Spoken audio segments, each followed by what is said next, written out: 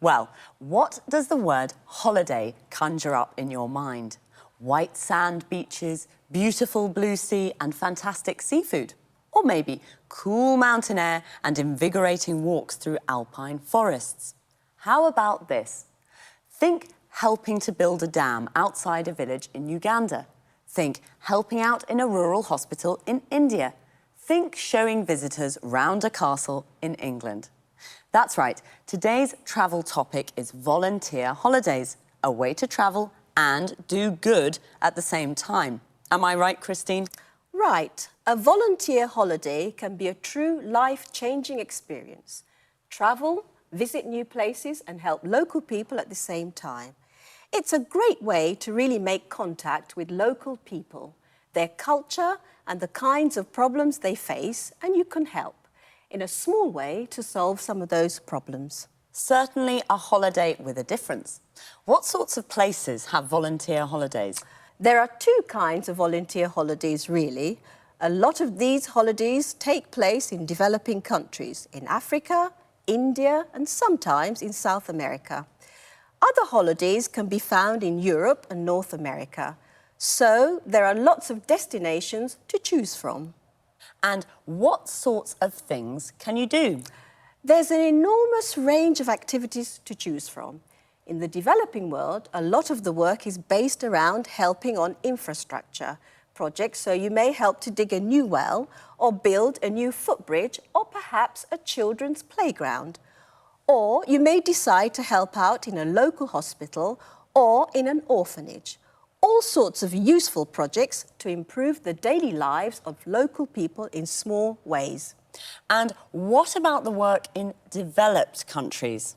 Well, here the work is slightly different. It's usually for charitable organisations, like, for example, the National Trust, an English charity that looks after many castles and old houses. It also owns many areas of beautiful countryside. Anyway, it's possible to do lots of interesting things for the National Trust. What, for example? As you mentioned earlier, helping to show tourists round a castle in the summer, there is a beautiful 15th century castle on an island off the northeast coast of England, Lindisfarne Castle. Well, they're looking for a couple to do this job for a fortnight. OK, I'll think about that. But do you have to pay for these activities? Yes, of course you have to pay. Volunteer holidays in developing countries tend to cost more because travel costs are higher and some of your money will go to help the local community.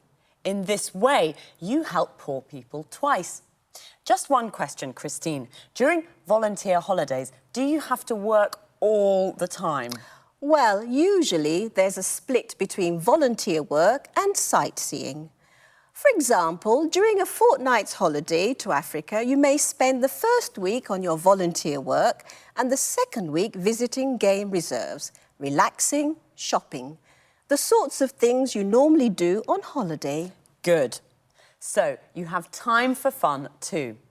OK, everyone, the next time you're trying to decide where to go on holiday, forget the beaches, forget the mountains, and start thinking about leaving your comfort zone for Africa or the English countryside. Thanks, Christine, for that fascinating information. Goodbye. And, of course, goodbye to all travellers. Well, what does the word holiday conjure up in your mind? What does it conjure up? Means